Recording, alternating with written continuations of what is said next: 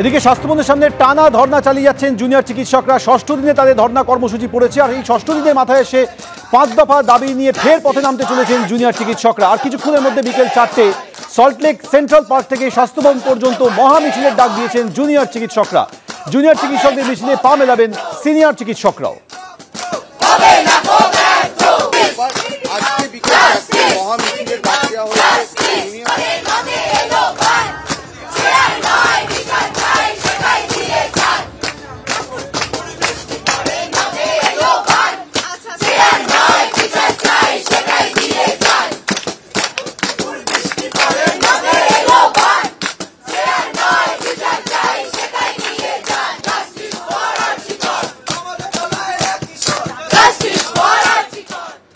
নবান্ন এবং কালীঘাটে বৈঠক ভেস্তে গিয়েছে মুখ্যমন্ত্রীর সঙ্গে জুনিয়র চিকিৎসকদের, কিন্তু প্রশ্ন উঠছে কবে কাটবে এই জট। এই প্রশ্ন উঠছে তার কারণ কালীঘাটের বৈঠক ভেস্তে যাওয়ার পর প্রশ্ন উঠে গিয়েছে তাহলে এই জট কবে কাটবে, তাহলে কি এই ধরনের জটিলতা চলতেই থাকবে।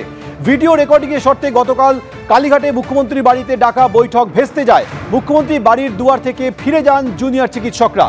ভিডিও করলে প্রমাণ হিসেবে সঙ্গে সঙ্গে দেওয়ার দাবি করেছিলেন চিকিৎসকরা, কিন্তু সরকারের তরফ থেকে সেই আবেদন খারিজ করে জানিয়ে দেওয়া হয় সঙ্গে সঙ্গে ভিডিও দেওয়া যাবে না।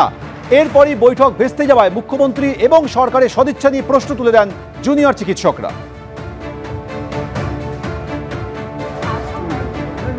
For 5 minutes, we have been asking for you for the last 3 hours. That's okay, but so now that we want to be on the same page as you all, আলোচনা করে যখন আমরা জানাতে গেলাম যে ঠিক আছে আমাদের দরকার নেই, আমাদের শুধুমাত্র ওই মিনিটটুকু দেওয়া হোক, এই অবস্থায় আমরা আলোচনায় বসতে রাজি, তখন হঠাৎ করে স্বাস্থ্য প্রতিমন্ত্রী চন্দ্রিমা ভট্টাচার্য তারা এসে বললেন যে অনেক দেরি হয়ে গেছে, আর সম্ভব নয়। আমরা 2 ঘন্টা 3 ঘন্টা ওয়েট করেছি, আমরা আলোচনায় বসতে রাজি নই। আমরা বললাম তার মানে কি আমরা তো এতটা নামলাম, আমরা তো এতটা সদিচ্ছা, আমাদের 5 দফা ন্যায় বিচারের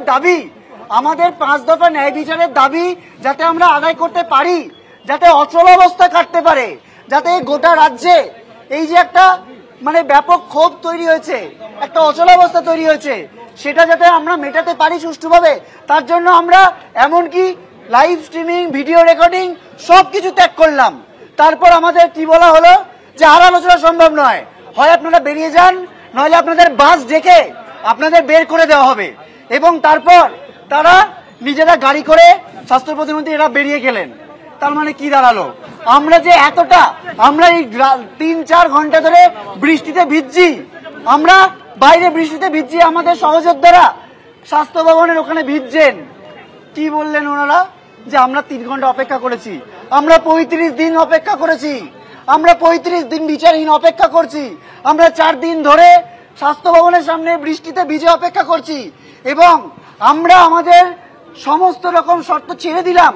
তারপরে যখন আজকে বলতে গেলাম তখন আমাদের মোটামুটি ঘাড় ধাক্কা দেওয়া হলো যে না, আলোচনা আর সম্ভব নয়।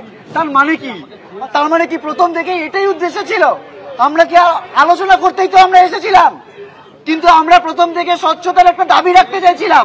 কিন্তু যখন মুখ্যমন্ত্রী নিজে এসে বললেন আমরা তারপর আস্থা রাখতে চাইলাম, তিনি যখন অনুরোধ করলেন আমরা ভাবলাম যে ঠিক আছে, তাকে আর অসম্মান এইভাবে যদি আমরা রিফিউজ করি তাহলে একটা অসম্মান হচ্ছে, আমরা ছেড়ে দিলাম। আমরা কেবলমাত্র শুধুমাত্র মিনিটস নেওয়া হবে, তাতে দুপক্ষের সাইন থাকবে, এইটুকু স্বচ্ছতার দাবি মেনেই আমরা আলোচনা করতে গেলাম। কি বলা হলো যে সম্ভব নয়।